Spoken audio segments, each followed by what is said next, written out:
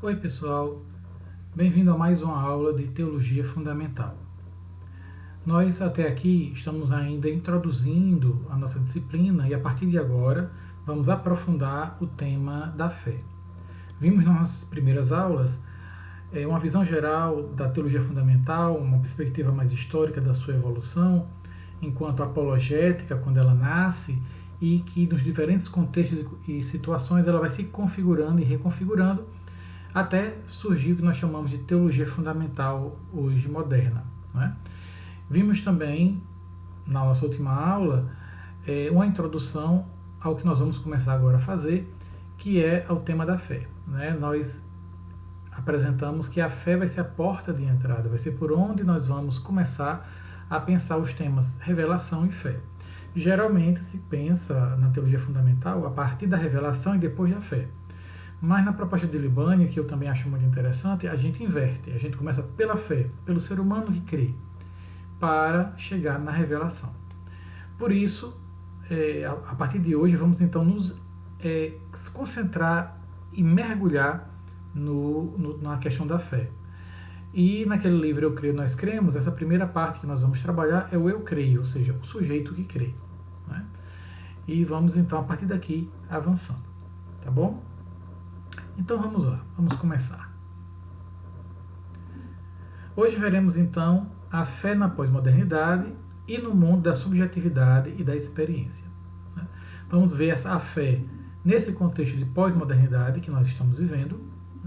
E olha que Libânio já fala isso ali, na época que ele fez esse livro, 2003, 2004, né? Ele está falando já de pós-modernidade. Hoje muito mais se fala disso. E também a fé no mundo da subjetividade da experiência. Por quê? Porque a subjetividade, essa realidade interior que o ser humano tem, da sua consciência, dos seus sentimentos, não é? Esse mundo interior, ele é construído em relação com a experiência, e essa relação experiência e subjetividade se relacionam na maneira como nós cremos. Né?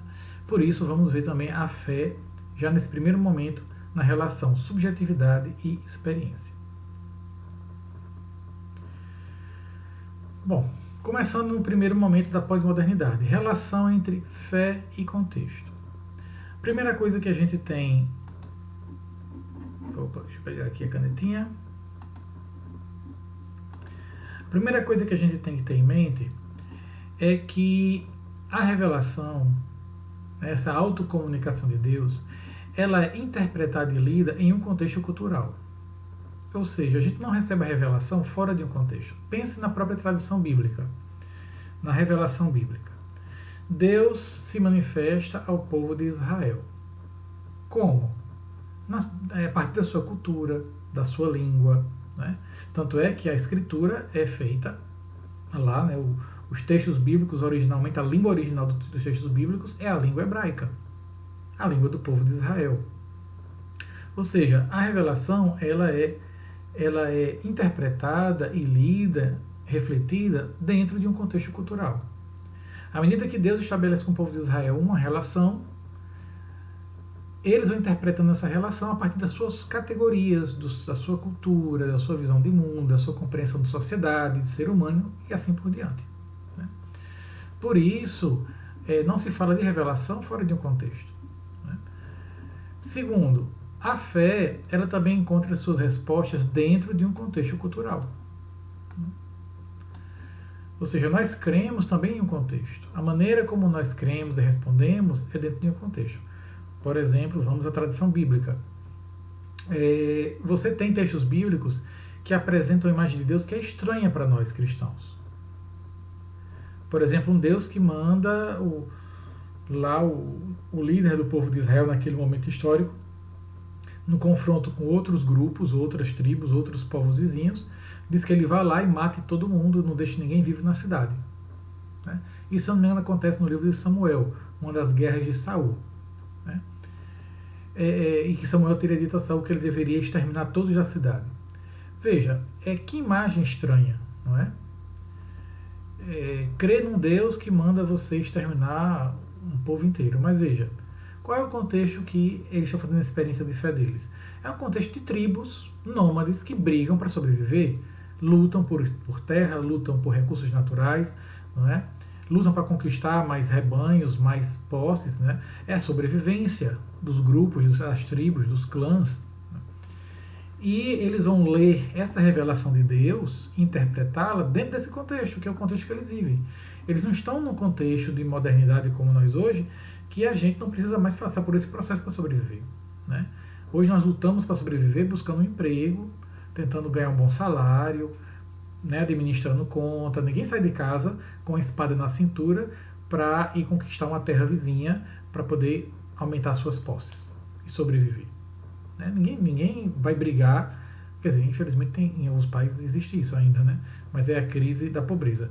Mas assim, ninguém vai sair de casa normalmente hoje, nesse nosso tempo, de ir ali e se confrontar com outro, e talvez até a morte, para poder ter acesso a um poço com água para ele e para os seus rebanhos. Né? Uma fonte de água, por exemplo. Então, assim, é um outro contexto. Então, a fé ela também vai encontrar suas respostas dentro desse contexto, né, cultural. Então, tanto a revelação como a fé, elas estão em diálogo com a cultura. E é preciso levar isso em conta. Né? Um outro elemento importante que a gente tem que lembrar é que a fé, ela supõe um assentimento à realidade interpelante da revelação. Ou seja, a fé, o ato de fé, o crer, ele supõe que eu estou dizendo sim à revelação.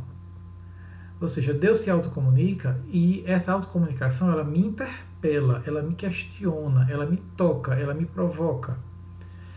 E o crer na revelação significa dizer que eu digo sim a essa revelação, que me provocou, que me questionou e que me leva a uma resposta. E quando minha resposta é o sim, é o crer, não é? Esse crer não é um sim externo, mas é um sim existencial, ou seja, com minha vida eu acolho essa revelação e assumo agora como a minha realidade, minha vida, como o elemento que dá sentido, estrutura a minha vida. Não é? Nesse sentido, a fé também ela é uma manifestação antropológica, ou seja, o ser humano ele tem uma estrutura de fé. Não é? Ele estruturalmente é um ser que crê. E aí tem essas duas frasezinhas que Libânio coloca que eu acho muito interessantes e por isso que eu coloquei aqui para a gente partilhar um pouco. Por causa dessa estrutura da fé que está presente no ser humano, a gente pode dizer que em cada ateu se esconde um crente. Por que isso? Porque o ser humano é um ser por natureza, um ser de fé, de confiança. Né? Ele pode não crer numa realidade transcendente, numa divindade, numa realidade metafísica, mas ele pode crer em valores substanciais para a vida, como a justiça, o amor, a bondade, não é? E crendo nisso, ele empenhar a sua vida por isso. Né? Ele apostar a sua vida nisso, ele colocar a sua vida totalmente voltada para isso. Veja, e por que é fé? É fé porque você não tem a garantia de que a bondade, o amor, a justiça vão acontecer plenamente. E nem tem a garantia de que se acontecerem, tudo vai ficar bem para todo mundo. Você não tem essa garantia. É um ato de fé. Né? Exige que você confie, exige que você creia. Por isso, nesse sentido, em cada ateu se esconde um crente. Existe alguém que carrega dentro dele a capacidade de crer. Essa capacidade pode não estar aberta para a experiência do transcendente, mas está aberta para a vida, continua presente. Né? O contrário também é verdade. Em cada pessoa que crê, dorme um ateu. Ou seja, em cada pessoa que crê, que tem fé, ele não está livre da dúvida, de momentos de cinismo e ceticismo, né? De ficar perdido, dizer aquelas questões que nós fazemos, por exemplo, dizer, não é? Como eu posso, né? Como isso pode acontecer se Deus é bom? E de repente a pessoa começa a ter momentos de dúvida sobre a bondade de Deus, dúvida sobre a própria existência de Deus. Né? Então, essas questões do ateu, que o ateísmo levanta muitas vezes, elas dormem presente também no crente. Né? Em cada crente também dorme um ateu.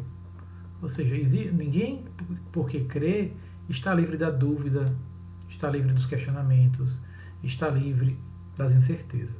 Né? E um último ponto importante que a gente quer destacar aqui é que os contextos sociais, eles podem dificultar a vivência da fé. Né?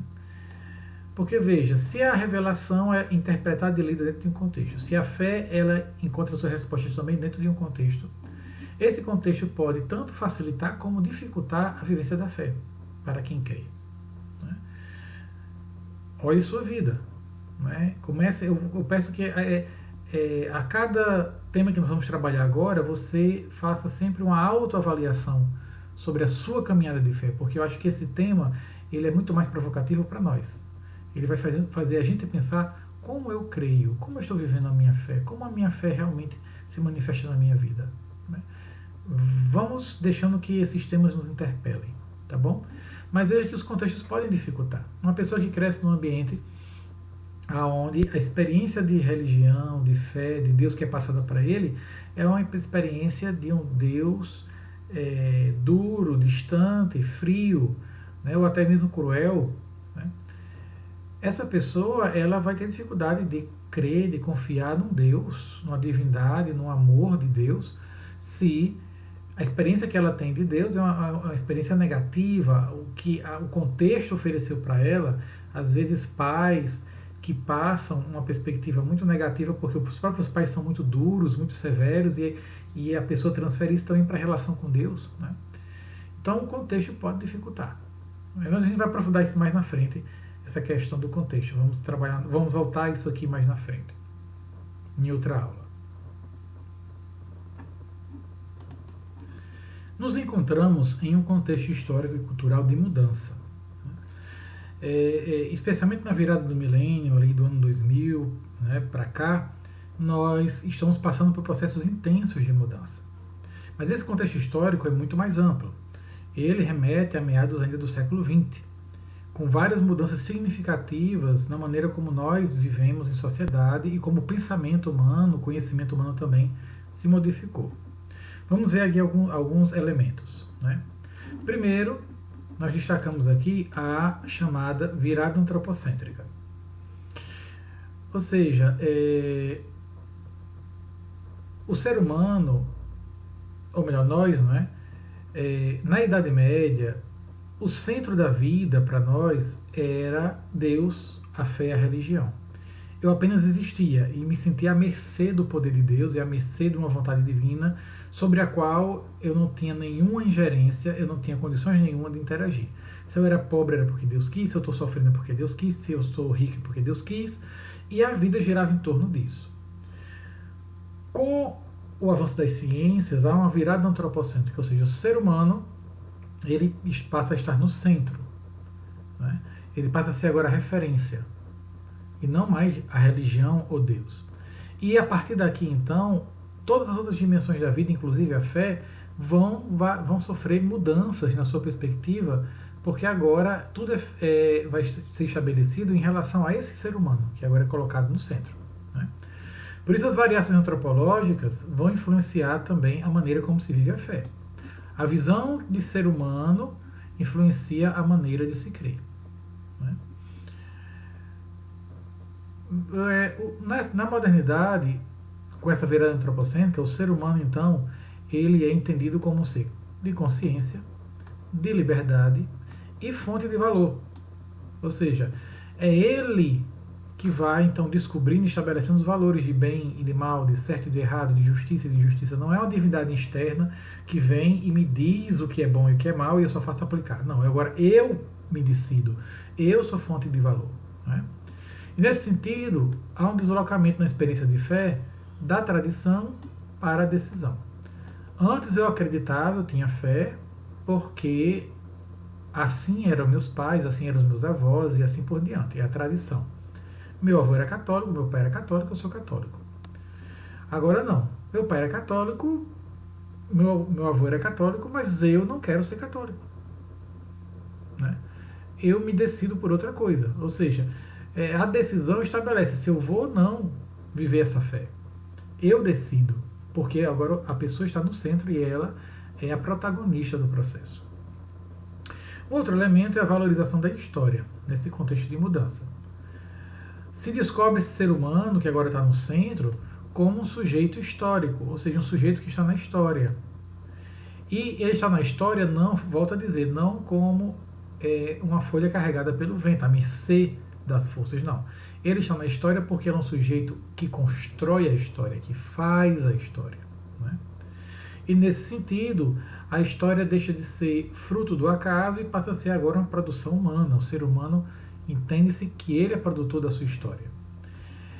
E isso vai afetar a questão da fé, por quê? Porque agora a salvação não é mais uma coisa que eu espero durante a vida, não é? Vou vivendo aqui, sofrendo aqui nesse lado de lágrimas, até que um momento eu consiga a salvação.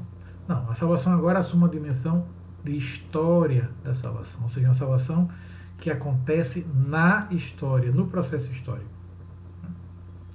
E nesse sentido, a transcendência ela começa a se articular com a imanência numa perspectiva intra-histórica. Ou seja, Deus e nós nos relacionamos na história e não numa salinha à parte da história, né?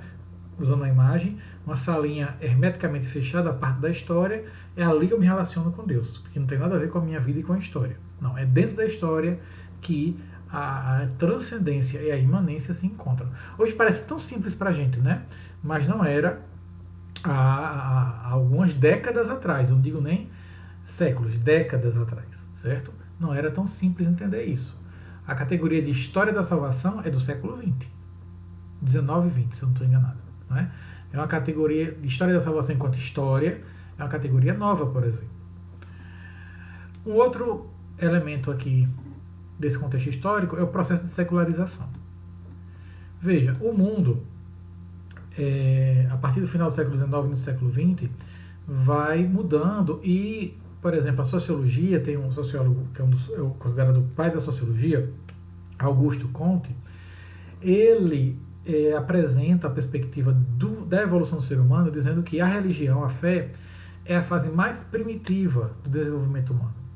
Mas o ser humano, à medida que ele for desenvolvendo o seu conhecimento e a técnica científica, ele vai superar a religião e vai evoluir para níveis mais elevados de desenvolvimento, né, da sua razão, da sua capacidade humana. Veja, essa visão da religião como algo mais primitivo e da ciência, da razão como algo mais superior, é próprio da modernidade. Não é? Agora a pós-modernidade vai relativizar um pouco isso, mas é próprio da modernidade. E essa evolução significa dizer que a religião deixaria de existir. O pessoal chamou isso de secularização. Não é?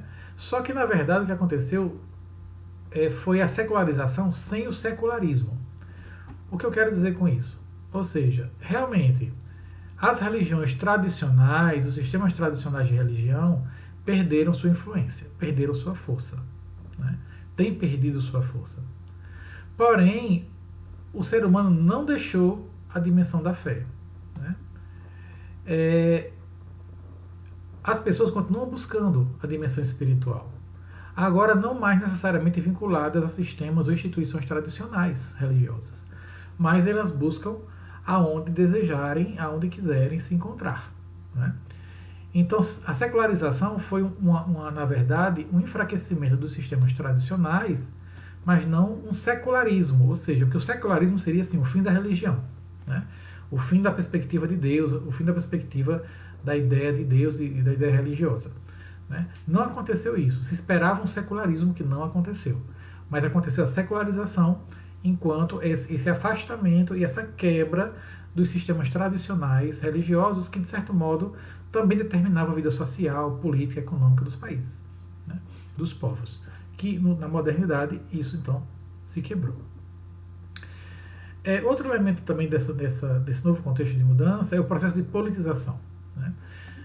Século XX, especialmente, né, a consciência política cresceu significativamente.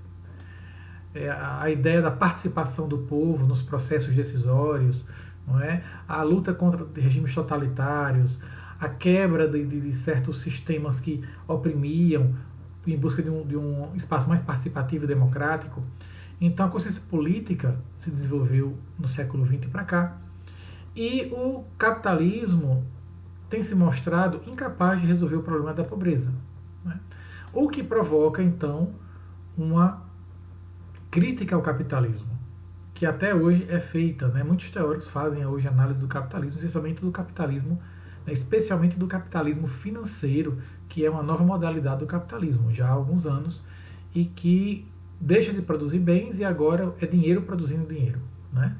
Ou seja, é uma coisa extremamente abstrata no processo de produção de riqueza. Não se produz riqueza real, se produz uma riqueza em números nas telas dos computadores, nos mercados internacionais. E nesse contexto, então, a fé ela é convidada a fazer uma releitura, né, a se reler, né, em chave sociopolítica, ou seja, o que é que eu, como cristão, tenho a ver com isso? Como eu devo me posicionar nesse mundo? Porque os cristãos também querem participar mais, os cristãos são cidadãos, os cristãos também votam, os cristãos também participam desse processo. Então, qual é o meu papel, qual é o meu lugar nesse espaço todo, né? Um outro elemento importante que a gente destaca são 3 éticas que a modernidade trouxe e que estão muito presentes na nossa vida. Analise aí se você também não está presente na sua vida, não é? Primeiro, a ética do desempenho do progresso. O que é que vale? O que é bom? É aquilo que dá resultado. É aquilo que produz alguma coisa. É aquilo que, né, você faz e você tem no final alguma coisa concreta, um resultado. Veja que essa ética, então, ela não tem espaço para gratuidade, para generosidade, né, para o dar-se sem esperar nada em troca. É uma ética da modernidade onde eu faço uma coisa e ela é boa, ela é útil se ela produz um resultado. Veja, nós temos aí alguns meses atrás, não é? O ministro da Educação disse que sociologia, filosofia, essas ciências humanas eram inúteis, porque não produziam nada. Que se deveria investir em educação na parte de cursos técnicos, não é? de cursos que produzem, né, geram produtos, as pessoas vão produzir e gerar alguma coisa concreta. A sociologia não gera nada, a filosofia não gera nada concreto, né, material, palpável. Então seriam ciências secundárias, não tão importantes. Veja que é essa ética aqui em ação, né? Depois a ética da satisfação, do prazer, não é? Ou seja, o que é bom, o que faz bem, é aquilo que me dá prazer, aquilo que me realiza, aquilo que faz eu me sentir bem, né? Só que o problema dessa ética é que ela esquece que existe a dimensão também do esforço, do sacrifício, da renúncia, que faz parte da vida também, e que também edifica o ser humano. Então essa é uma ética também um pouco complicada da modernidade, mas que valoriza o prazer, não é? E que não é errado valorizar o prazer, a satisfação, a alegria. O problema é ela reduzir o bom, o justo, né? o valoroso, o importante, apenas ao prazer. E esquecer que existe a renúncia, existe sofrimento que faz parte da vida e alguns sofrimentos têm sentido, né? Terceira ética é a ética do condicionamento e do controle. Essa aqui a gente não percebe tanto, mas vive muito. É, por exemplo, as modas, não é? É todo o sistema que determina o que você deve vestir, o que você deve comer, né? O que é legal, o corte de cabelo que você tem que usar, não é?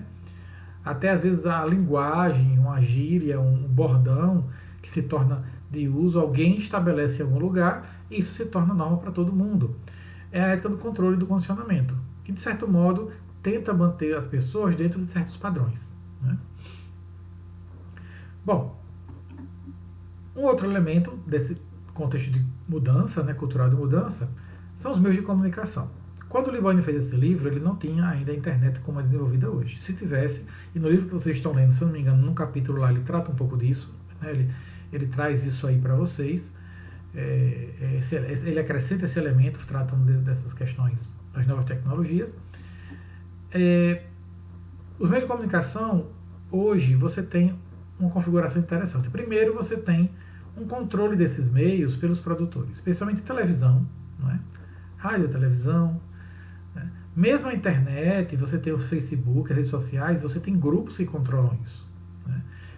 O Facebook não é livre, o YouTube não é livre, o WhatsApp não é livre, o Instagram não é livre, né?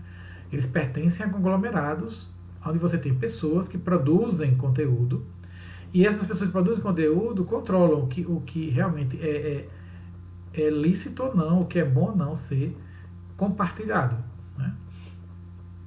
E nesse sentido, eles podem estabelecer cultura, né? Porque ao invés de você controla o conteúdo, você controla a formação da cultura. Veja, um exemplo que eu gosto muito de lembrar é na década de 80 ainda, eu acho. Eu era menino, eu tô meio velhinho, mas vamos lá. Na década de 80, uma polêmica grande que se tinha nas telenovelas era tratado o assunto do divórcio. O divórcio era um tabu, não é?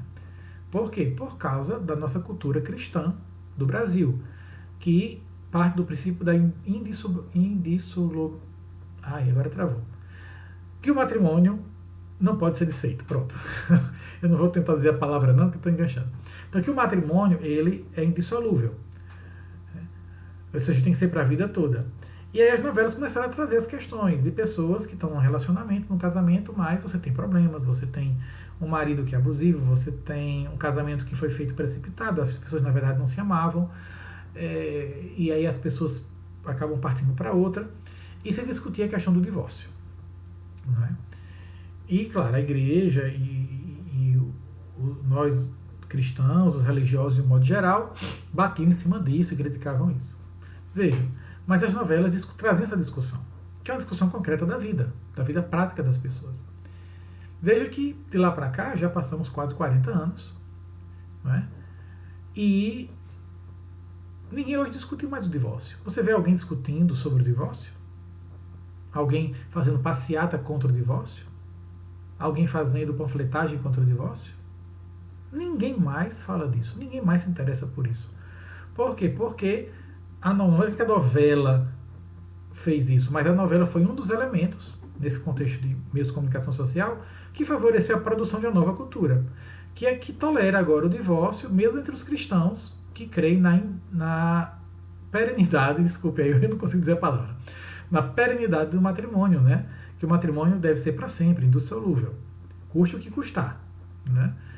Veja que esse princípio da fé cristã católica não mudou. Porém, você não vê mais nenhum católico brigando por causa disso aí, no meio do mundo, né? Até se alguém começar a brigar isso, vai soar meio ridículo em alguns lugares, porque ninguém mais está preocupado com esse tema, não é? Então se produziu cultura, a tal ponto que pessoas que defendem tanto as moral, os bons costumes e a família, não é, deveriam também defender essa bandeira, só que não defendem, porque muitas dessas pessoas já são divorciadas e casadas e recasadas mais de uma vez, né? E elas vão se justificar, independente de qualquer discurso religioso que você fizer, né? Então perceba que se faz cultura, né? se produz cultura. E isso pode ser positivo e negativo. Você pode produzir cultura com bons valores, mas também cultura com valores complicados, né? Estamos vivendo isso agora. Com essa gama de informações e fake news, temos uma cultura, estamos vendo no Brasil um ambiente cultural muito tenso, né? Violento, agressivo, e esses meios de comunicação, existem pessoas produzindo conteúdo para alimentar isso. Uma mentalidade mais radical, muitas vezes fechada, não reflexiva, agora anticientífica, né? Que põe em dúvida tudo da ciência, e quem sabe tudo mesmo sou eu, no eu acho, né? E assim por diante. Então veja que nós estamos vivendo isso agora, né? Não está longe de nós.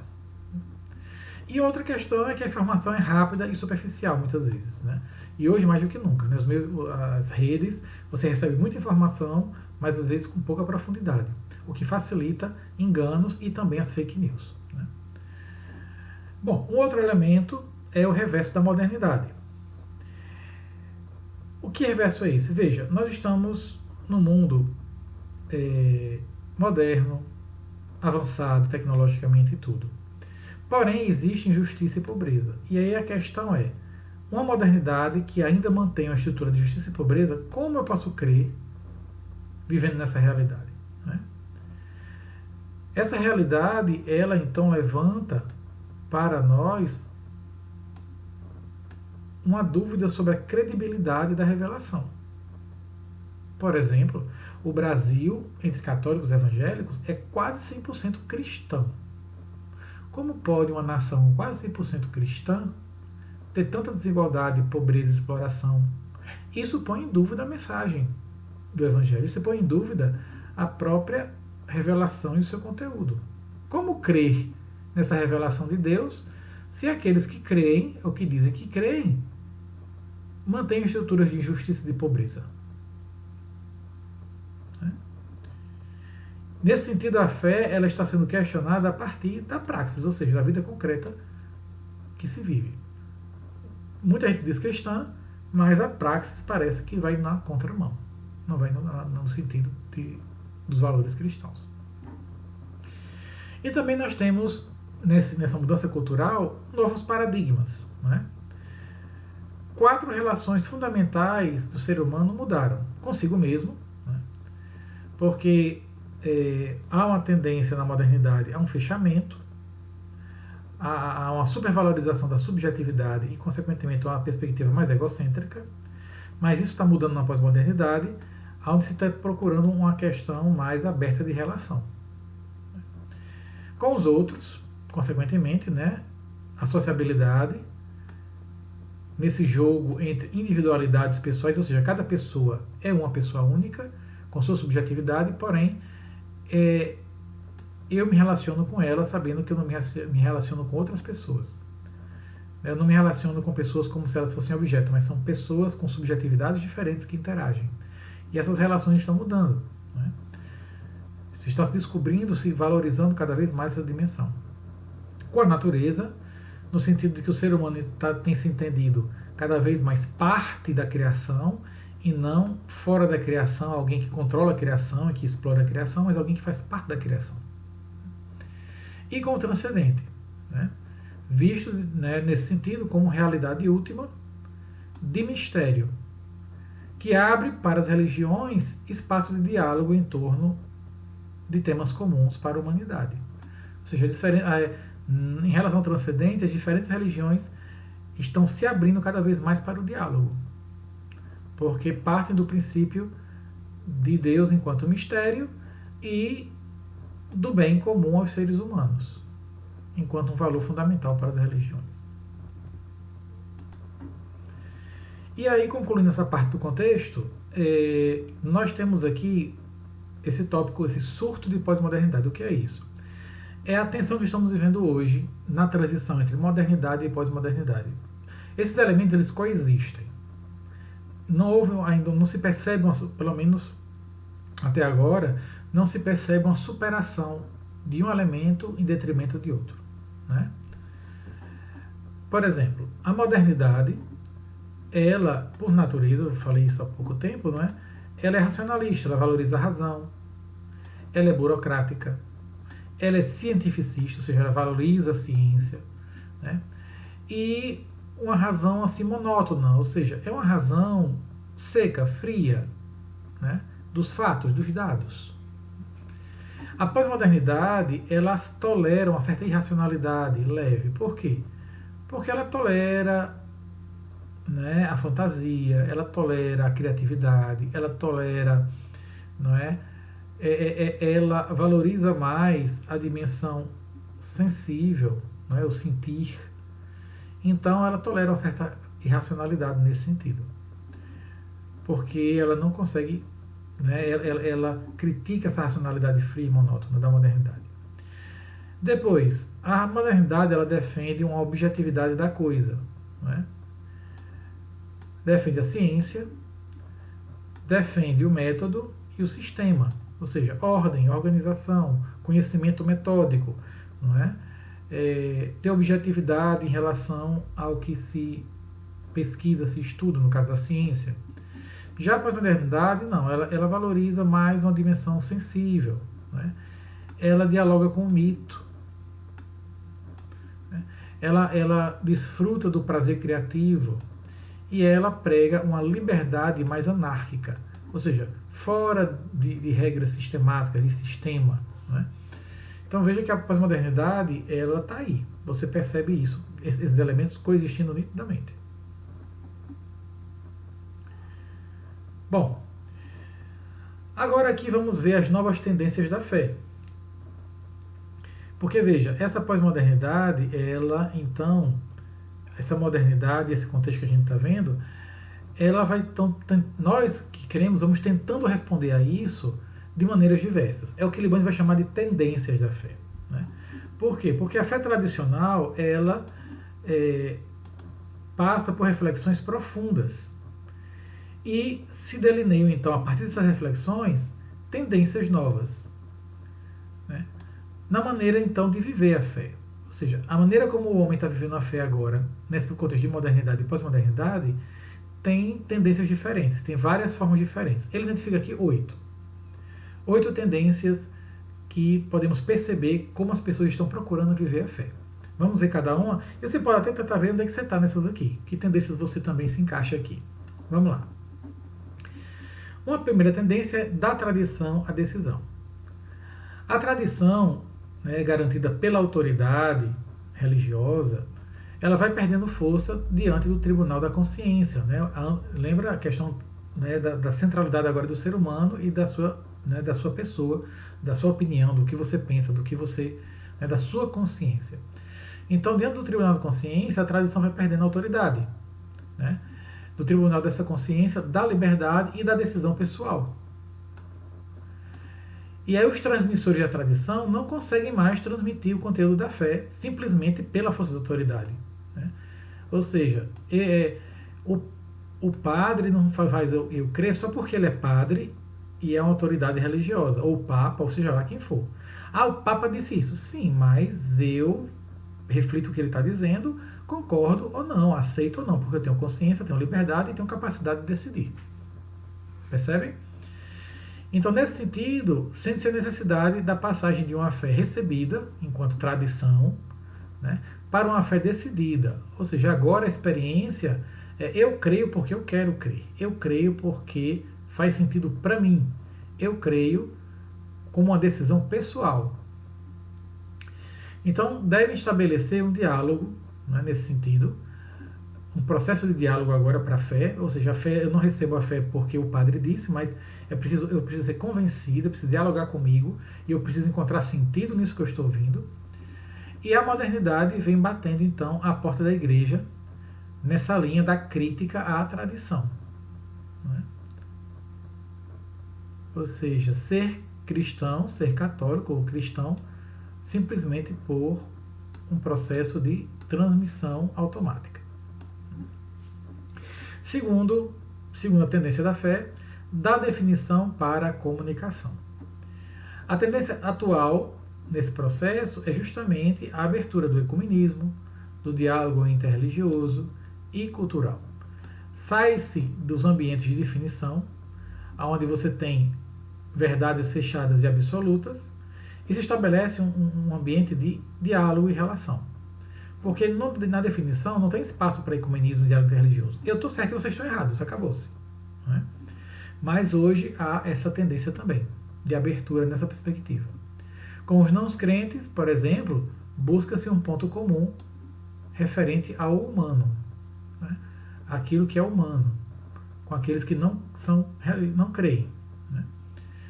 Com as diversas religiões, o diálogo vai nascer dessa plataforma comum da fé em Deus, né? Das experiências que cada religião traz de revelação, de verdade, de tradição. E com as outras comunidades cristãs, é ponto pacífico hoje a questão ecumênica. Né? Sendo que, claro, com certas igrejas neopentecostais, hoje muito radicais, o ecumenismo, e pentecostais e neopentecostais, né? O ecumenismo ainda é um tema muito complicado para muitas delas. Elas tendem a ser mais fechadas. E é justamente a próxima tendência, da comunicação à reserva. Né? Veja, aqui nós encontramos um duplo fenômeno paradoxal. Qual é? Hoje, várias religiões, as mais exóticas que você pode encontrar por aí, religiões pequenas, de minorias, hoje tem espaço para propor a sua fé. Porque você tem as redes sociais, você tem os meios de comunicação, o mundo hoje, em termos de comunicação, encolheu muito. Ele cabe na palma da sua mão, que é o seu celular. Então, essas religiões hoje têm acesso às pessoas, né? Você pode ter pessoas em qualquer lugar do mundo que se interessam por uma certa religião que só existe num país X e a proposta religiosa daquele grupo atinge essa pessoa, né? Então você tem uma variedade de experiências religiosas hoje que podem ser descobertas e vivenciadas. Qual é o paradoxo? Lembra que paradoxo é uma realidade que traz dentro dela dois elementos que são contrários, né? Aqui no caso, com esses elementos contrários, você tem uma variedade religiosa cada vez maior que se tem acesso. Por outro lado, você tem uma tendência de pasteurização geral da religião, ou seja, transformar a religião tudo numa coisa mais ou menos igualzinha. Que no caso aqui é fruto de uma perspectiva consumista de religião, né? A pessoa, ela vai pegando os elementos religiosos de várias religiões e monta a sua, né? De maneira sincrética. Eu gosto disso aqui, dessa religião, isso aqui daquela religião me faz bem, isso aqui e tal. E eu mesmo monto minha espiritualidade, minha vida espiritual a partir dessa coxa de retalhos de religiões. E, de certo modo, eu vou pasteurizando as religiões num modelo só para mim. Qual o risco nesse contexto? Né? E por isso da comunicação à reserva. Nesse contexto assim, se tende a duvidar dessa comunicação que falamos aqui em cima, né? Dessa abertura que está aqui em cima. Se tende a duvidar dela. E aí o risco é das pessoas, na busca de conservar a sua autoidentidade, né, se fecharem. Né? Se fecharem num radicalismo, num fundamentalismo, num conservadorismo religioso, né, não mais se abrindo à comunicação, mas agora numa atitude muito mais de resistência, porque se tem medo de perder a identidade. Né? Se tem medo de perder a identidade. A quarta tendência é da confissão para a praxis social. Aqui a gente lembra Puebla, que vai questionar já em 1979 ou 78, por aí. Né? Agora me falha a data. Puebla questiona, né, que Puebla foi a conferência latino-americana dos bispos, né? Dos bispos da América Latina e do Caribe. Então, em Puebla se levanta o questionamento da ineficácia da fé cristã diante das situações de justiça. Porque naquela época, lembre, 79, em boa parte da América Latina você tem regimes ditatoriais, militares, totalitários, pessoas perseguidas, negação de direitos civis, negação de direitos humanos, injustiça, exploração, um grande número de pobres e miseráveis. Então, ao mesmo tempo, a América Latina proclamada no mundo inteiro como o maior continente católico do mundo. Pois bem, o Puebla vai questionar isso.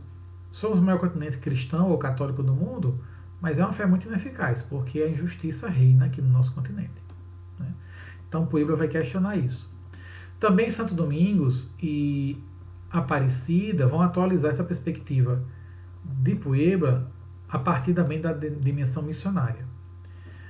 Veja, nesse sentido então, o que é que nós fazemos aqui, nesse contexto? Qual a tendência de fé que se manifesta aqui, diante desse questionamento da eficácia da fé numa realidade de injustiça?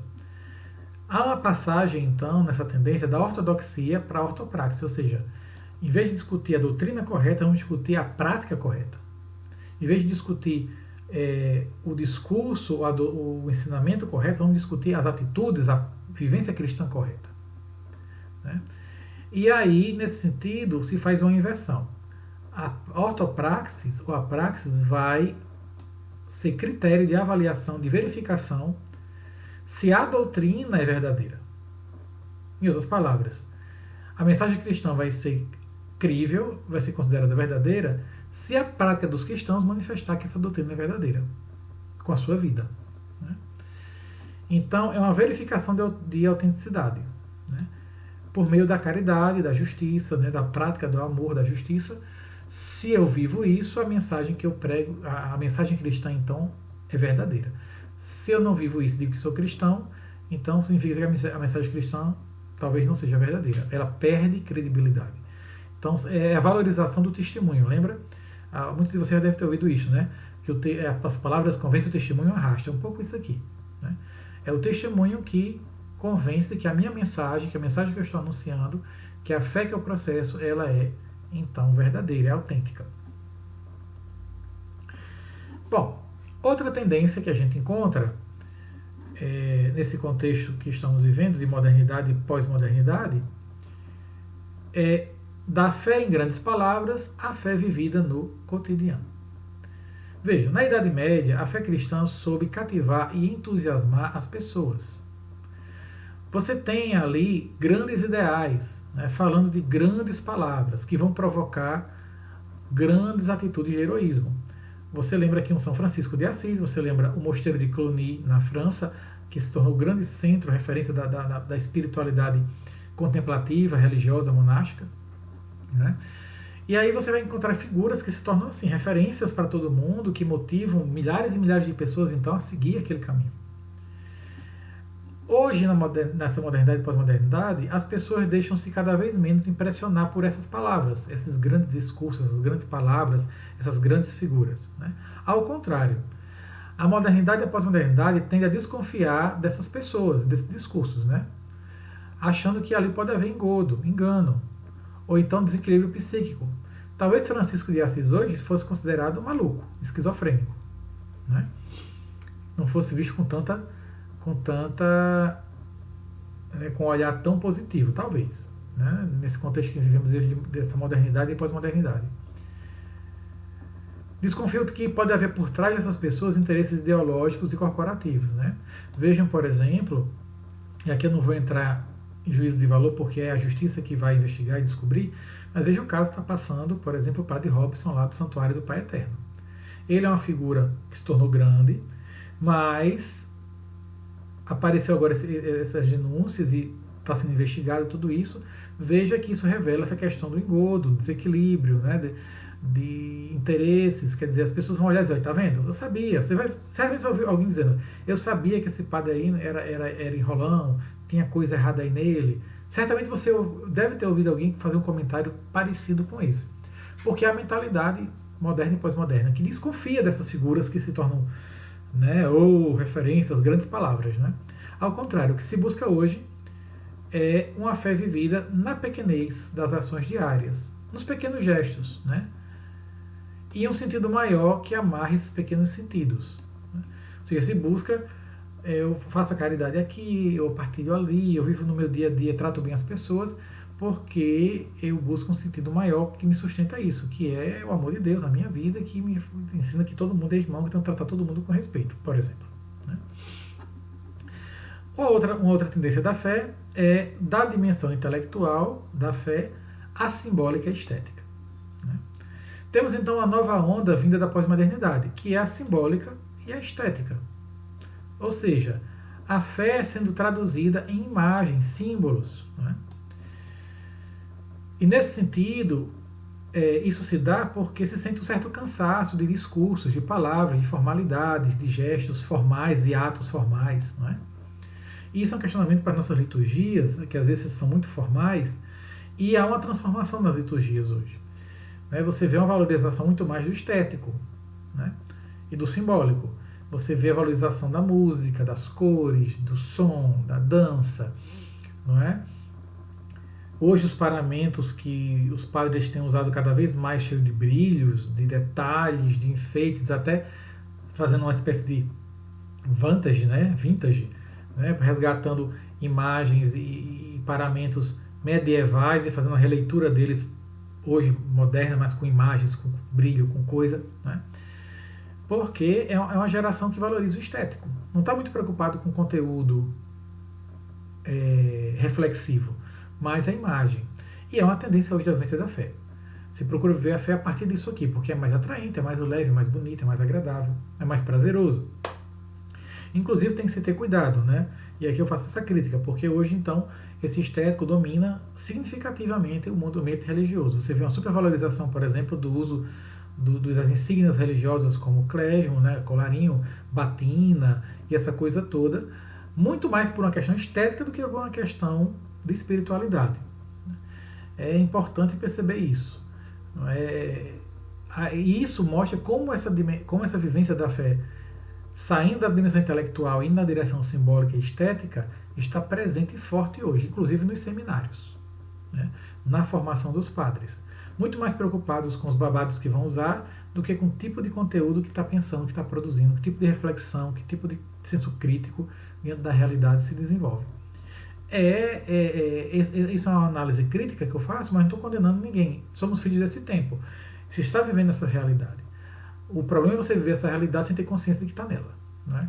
Até para poder questioná-la e ver realmente o que é que realmente é bom ou não. Porque o estético não é ruim pelo estético. O estético tem o seu lugar. Não é? O estético, ele nos ajuda a desfrutar o belo, nos ajuda a perceber a beleza, a harmonia das coisas. Né? O simbólico é uma maneira de você condensar em algo objetivo N mensagens, de maneira que as pessoas tenham acesso muito mais rápido a uma mensagem por meio de um símbolo. Mas como eu disse, as tendências hoje de vivência da fé estão aí e também tem esses problemas que aparecem. Né? Então há uma busca nova do simbólico em todos os segmentos da sociedade. Né? Os jovens, por exemplo, se apaixonam pela música, pelos festivais e pelas grandes celebrações, aquelas celebrações cheias de gente, né? As missas de cura e libertação, ou missa da graça, não é? Que junta aquele povo todo porque tem música, tem tudo aquele negócio, é estética. Né? É a estética que as pessoas estão buscando ver a fé a partir dessa perspectiva mais simbólica e mais estética da fé. Bom, da razão instrumental à razão comunicativa. Né? A razão instrumental é a razão técnica, é aquela razão seca, é a razão em função de algo. Né? E aqui, então, você tem presente a ideologia do capitalismo, né? As ciências e a técnica como instâncias legitimadoras, sem uma referência ética, ou seja, a ciência e a técnica que produz conhecimento e produz coisas, sem levar em conta se essas coisas vão ser boas ou não para o ser humano. Né? Uma visão, então, tecnicista da vida humana, ou seja, a vida humana que é vista por uma perspectiva mais funcional.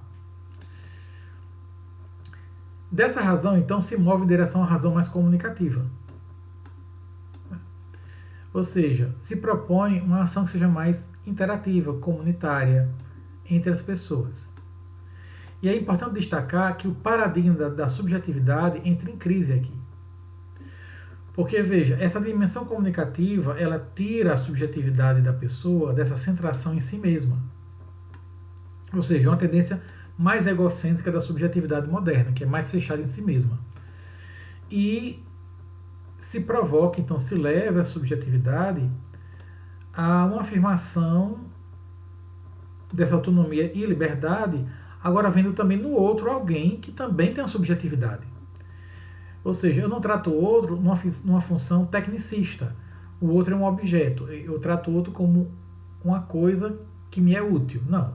Eu trato o outro agora como alguém que, como eu, tem uma subjetividade, tem sentimentos e eu interajo com ele, eu dialogo com ele.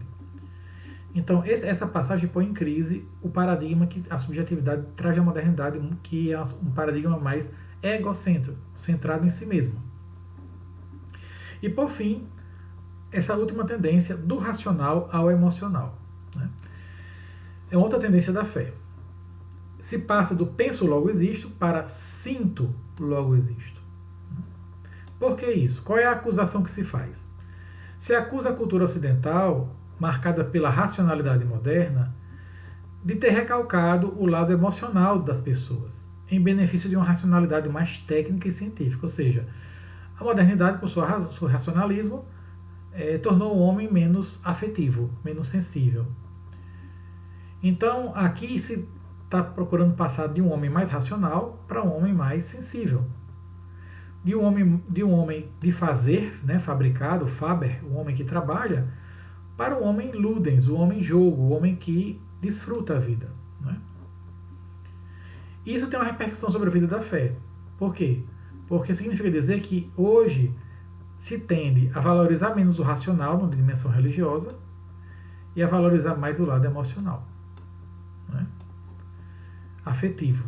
Em várias manifestações. Você vê que as pessoas, hoje com a pandemia nem tanto, mas a valorização de rezar o Pai Nosso com as mãos dadas, de todo mundo se abraçar na igreja, de todo mundo se beijar na igreja quando está lá na paz de Cristo, né? Não é só apertar a mão, mas sair se abraçando, se beijando. Essa questão afetiva, emocional, para a vivência da fé. Né? Se valoriza mais. Inclusive, quando a gente fala assim, as pessoas mudam o discurso. É muito comum você ver as pessoas perguntarem hoje, Não mais assim, o que você pensa sobre isso? Não. Se pergunta assim, como você se sente com isso? Percebem a mudança da pergunta? Em vez de perguntar o que você acha, o que você pensa sobre isso? Não. Como você se sente sobre isso? Que sentimentos isso causou em você?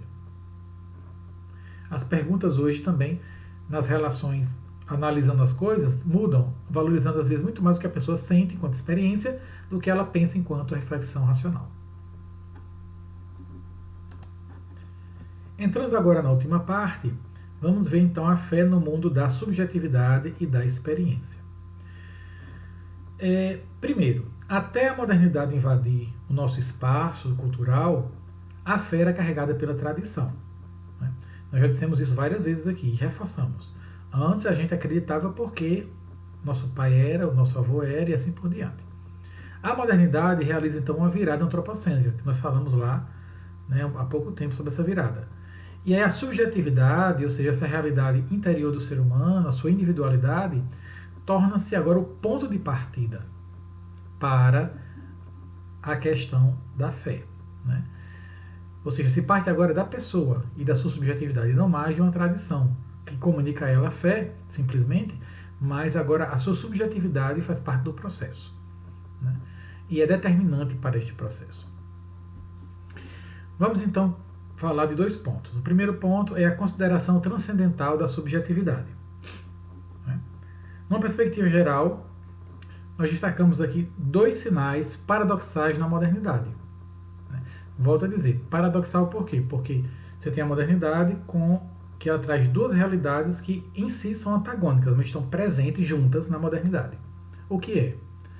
Uma primeira, uma secularização radical que nega um a priori religioso do ser humano. Ou seja, ela valoriza uma ética que é uma ética... Opa, vou pegar aqui a canetinha. Que é uma ética absolutamente imanente. Ou seja, os valores são determinados pelas pessoas a partir da sua vivência social. Não tem nenhum princípio religioso, nenhuma lei divina que estabeleça os valores éticos, os princípios éticos que devem conduzir a vida das pessoas. Não. A ética é construída pelas pessoas na sua vida em sociedade. Né? Então é um sinal que nós temos aqui na modernidade presente e que se nega a qualquer a priori religioso. Mas por outro lado, esse ser humano que está nesse contexto, ele também continua mostrando sinais de abertura para o transcendente. Isso se manifesta nas buscas místicas que continuam existindo. Né? E muito mais amplas hoje com a facilidade de comunicação que nós temos, né, com as diversas realidades religiosas no mundo. Então, aqui, nesse contexto, não se fala que Deus existe, não. Não se fala de fé em Deus, mas fé no divino. Uma realidade divina transcendente, que pode ser um Deus pessoal e pode ser uma força cósmica, uma energia e assim por diante, de acordo com as experiências religiosas. E aí nós temos então uma pergunta transcendental. Né? Partindo das experiências fundamentais que o ser humano faz, surge a pergunta filosófica e teológica. Né? Filosófica. Né? Essa pergunta, a filosofia, ela pergunta a partir da estrutura antropológica do ser humano. Ou seja, a filosofia parte da própria condição humana, da sua condição própria humana. Que possibilita então o ser humano a levantar a questão do sentido. Essa questão do sentido que a filosofia levanta, a partir da própria realidade humana, pode levar a pessoa até a entrada, a soleira da porta da teologia. Porque a busca do sentido é o quê? Por que eu estou aqui? De onde vim? Para onde vou? Que sentido tem a vida? Por que eu morro? Se a morte é o fim, por que eu me preocupo tanto com a forma como eu vivo? E assim por diante. Né? E a teologia da revelação, ela pode também partir dessa mesma pergunta, dessa busca de sentido, e tentar entender, então, a revelação como uma resposta a essa pergunta. Então, a revelação de Deus pode ser apresentada como uma tentativa, ou um meio, ou uma resposta a essa pergunta, pelo sentido. Né? Que é a pergunta transcendental. O que é transcendental? Porque ela vai além do que está aqui, está se pensando a realidade de uma maneira muito mais ampla. Bom, a natureza do processo teológico, né, nessas considerações transcendentais da subjetividade. A reflexão especulativa transcendental, né, ela parte da subjetividade, mas ela questiona, ela inquire bem a fundo a natureza dessa subjetividade, né, procurando nessa subjetividade essa abertura maior, existencial para a revelação. Em outras palavras, a reflexão teológica, que é especulativa e é transcendental porque ela abre a perspectiva de Deus, de transcendente, ela, mesmo partindo da subjetividade, ela questiona a própria subjetividade, buscando lá dentro dela encontrar os elementos que identificam a abertura presente nessa subjetividade para a revelação. É o que fez, nas primeiras aulas a gente falou, né, aquele exemplo do Blondel, né, que vai ter aquela perspectiva da teologia fundamental enquanto essa identificação dos elementos presentes no ser humano, existenciais presentes no ser humano, que manifestam que ele é um ser aberto para Deus, aberto para o transcendente, aberto para a fé, né? Que, ou seja, se procura da experiência humana descobrir a abertura que pode possibilitar a experiência com o transcendente. É um pouco isso aqui, né? Se questiona a subjetividade buscando essas aberturas. Bom, nesse sentido, esse processo elucida em profundidade o eu, a pessoa, individualmente falando, né, o eu do eu creio. Ou seja, eu que creio, a pessoa enquanto indivíduo que crê. Porém, esse processo que trabalha com a subjetividade deixa em aberto ainda explicar o nós cremos, ou seja, o processo também coletivo da fé.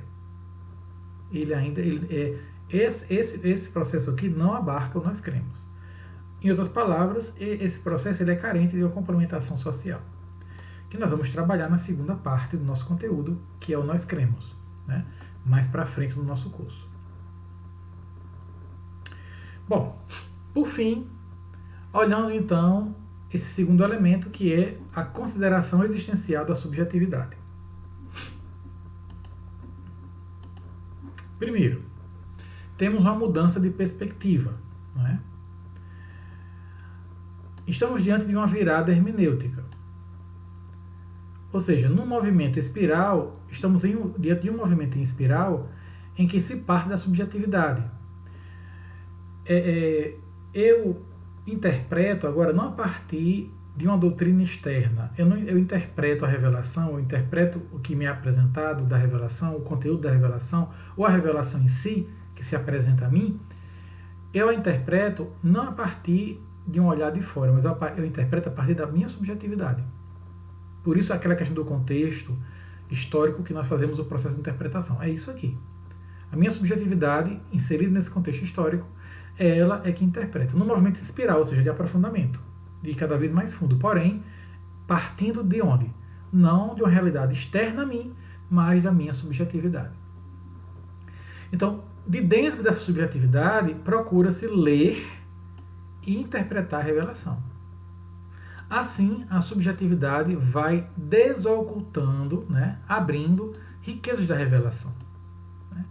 Então, essa virada hermenêutica favorece percebermos, descobrirmos novas nuances, novas perspectivas da revelação. Quando você muda a maneira de fazer o processo interpretativo, isso possibilita novos olhares, novos pontos de vista que possibilitam novas perspectivas. Então, isso é uma coisa muito positiva. Agora, isso aqui também, nesse processo, há um movimento dialético. Por quê? Porque se a minha subjetividade, lendo e interpretando a revelação, pode desocultar riquezas da revelação, né, novas perspectivas da revelação, por um outro lado, a própria subjetividade moderna, ao se defrontar com a revelação, ela também é questionada pela revelação. A revelação também vai questionar certos valores, certas perspectivas que essa subjetividade carrega. Por exemplo, no mundo que tende as pessoas a se fecharem em si mesmas e a desconfiarem das outras, Você tem a revelação cristã que vai dizer que nós temos que amar o próximo, que você tem que acolher o caído na estrada, colocá-lo na sua montaria, levar para uma hospedaria e cuidar dele, mesmo sem saber quem ele é. Né? Então a revelação ela vai provocar um questionamento dos valores, da maneira de ver o mundo, da subjetividade, da nossa subjetividade, né? Que se confronta com ela. Então é dialético. A subjetividade traz novas luzes para a revelação, né? E a revelação mexe com a subjetividade e também coloca ela no processo de conversão, né? Também de reelaboração. Então, a subjetividade a partir da experiência existencial da modernidade e da pós-modernidade. Né? Então, vamos ver a subjetividade a partir da experiência existencial desse contexto moderno e pós-moderno que vivemos. Primeiro, temos a construção da subjetividade moderna que se faz pela experiência. Ou seja, a minha subjetividade ela não é fruto de um... Eu não me sento e alguém me dá aula de subjetividade. Né? Ou me dá aula e por essa aula eu vou construindo minha subjetividade. Não. Ela é construída pela experiência da vida. Eu experimento as coisas, eu sou atingido pelas coisas, eu faço e fazem coisas comigo. E esse processo da vida dinâmica vai construindo a minha subjetividade. Vai estabelecendo em mim, dentro de mim, a maneira como eu sinto certas coisas, eu entendo certas coisas. Não tem pessoa... Um exemplo disso que eu quero dar a vocês, pode ajudar. Uma pessoa que eu conheci muito querida, há muito tempo de uma pessoa, uma vez eu estava conversando com ela e ela falando comigo indignada por causa da parábola do filho pródigo. Ela não aceitava o final da parábola, em que o pai recebe o filho de volta. Ela nitidamente se identificava com o irmão mais velho da parábola. Nitidamente. E não tinha vergonha disso. A gente tem vergonha, né? Porque o irmão mais velho, faltou amor, não entendeu a misericórdia. Não. Ao contrário, ela se identificava muito com o irmão mais velho. Ela não disse mais a postura dela assim. Porque ela dizia que não tinha cabimento receber ele de volta. Né? Isso era injusto. Deus era injusto.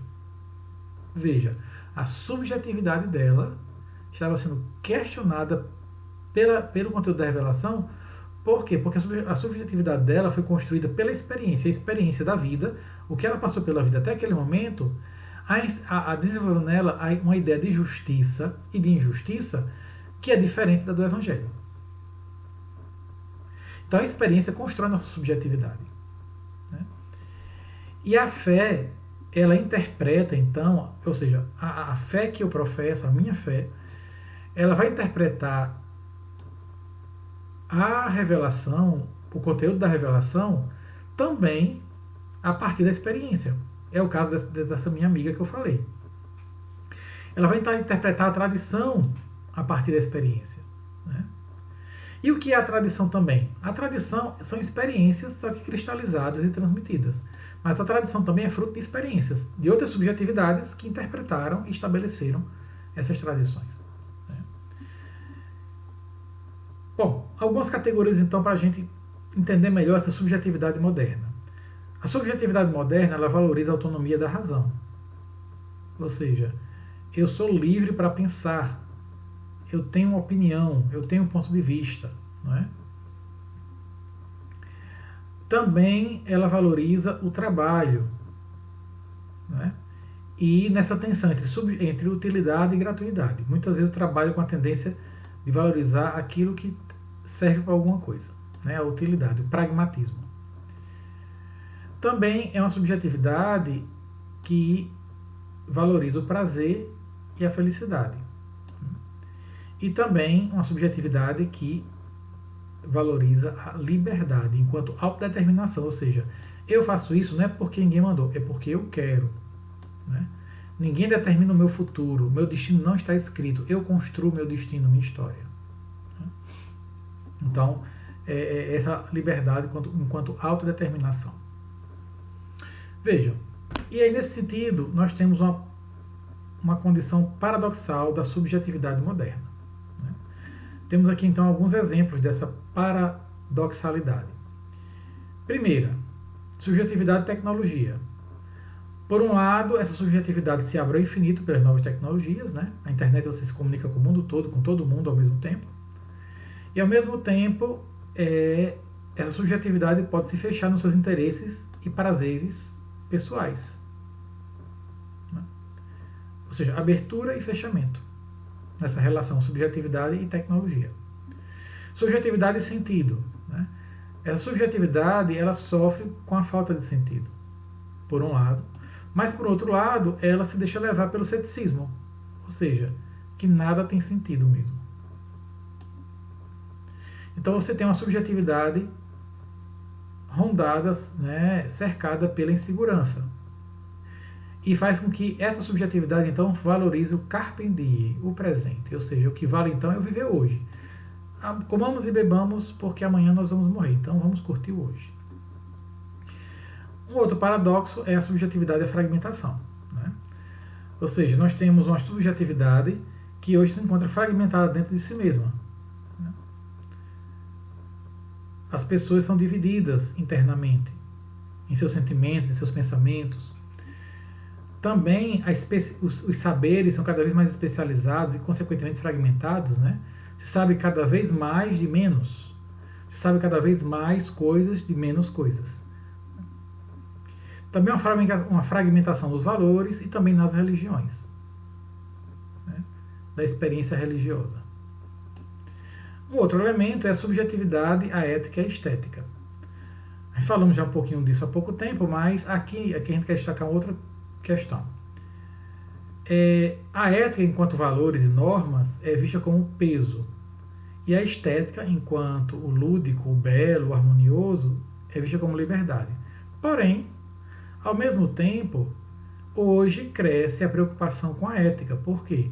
Porque a falta dela tem tido consequências sociais nas nossas relações. Violência, falta de respeito às pessoas, aos direitos humanos, né, racismo, xenofobia, homofobia, assim por diante. E então, se por um lado se rejeita a ética como um peso e se valoriza a estética, por outro lado a carência de ética tem gerado problemas e tem se buscado hoje, por exemplo, novamente discutir um ethos, né, um ethos social para podermos então conviver de maneira positiva, pacífica. Né. E por fim, subjetividade e os pobres. Veja, aqui nós temos três posturas ou três tendências. Uma primeira, você tem a subjetividade da elite. Né? Essa subjetividade é a subjetividade satisfeita. Por quê? Porque essa subjetividade da elite, ela se constrói à margem dos pobres. É uma subjetividade que não vê o pobre. E por isso, ela está bem consigo mesma, satisfeita, tranquila. Né? Já, tanto é que você vê, por exemplo, algumas reportagens, vocês devem ter visto, que quando alguém da elite vê gente pobre na rua ou se confronta com alguma realidade de pobreza, ela fica horrorizada e ela acha que a solução é fácil. Né? Ela quer, né, enfeitar aquilo ali para não ter que mais olhar para aquela feiura. Ou a outra é a subjetividade da má consciência. Essa aqui, infelizmente, parece que é muito comum até entre nós cristãos. Por quê? Porque ela vê a realidade do pobre.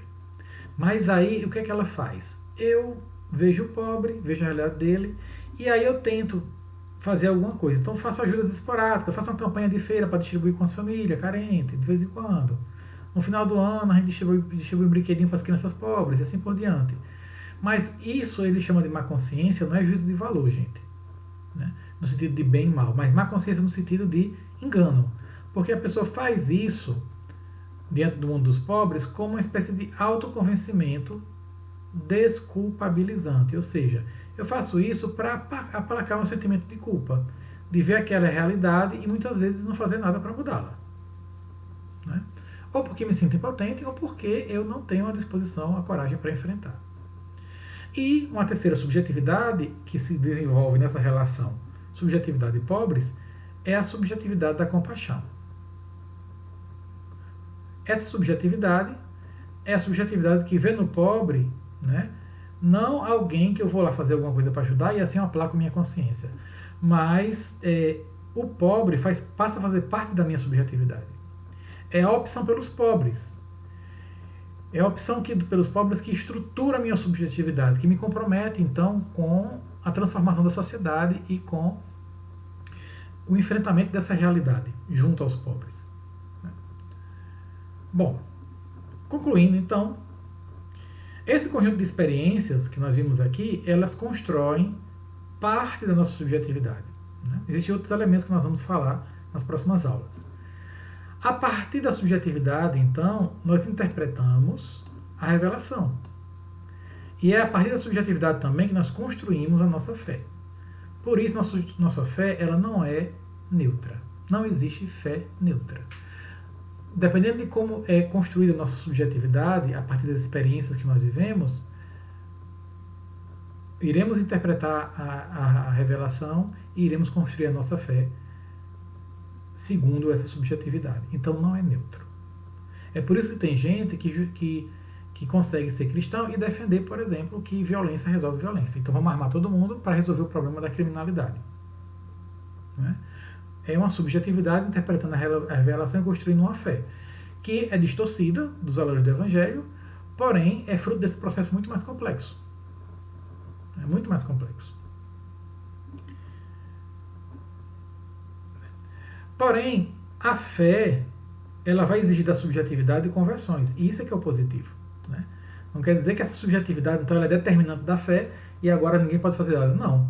Porque a revelação, nós vimos, ela vai interpelar a subjetividade.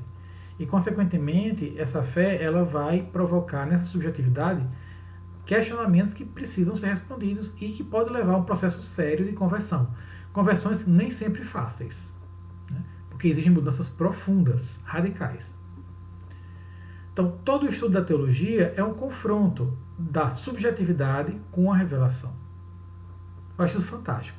Ou seja, a teologia é isso, é a minha subjetividade dialogando, se confrontando com a revelação. E, nesse sentido, torna muito mais reflexo o nosso ato de crer e configura, e esse processo de reflexão no ato de crer vai configurando a minha subjetividade de maneira mais cristã, que é a conversão. Né? Minha subjetividade vai se tornando cada vez mais cristã, ou seja, assumindo os valores do Evangelho, né? Os elementos fundamentais do Evangelho. Bom, gente, então aqui a gente conclui. Na próxima aula a gente vai continuar discutindo sobre a subjetividade, aprofundando outras dimensões, tá certo? Vejam então, aqui depois da aula, vejam lá as tarefas, o material vai estar já na sala de aula e a gente se encontra então na próxima aula. Até lá!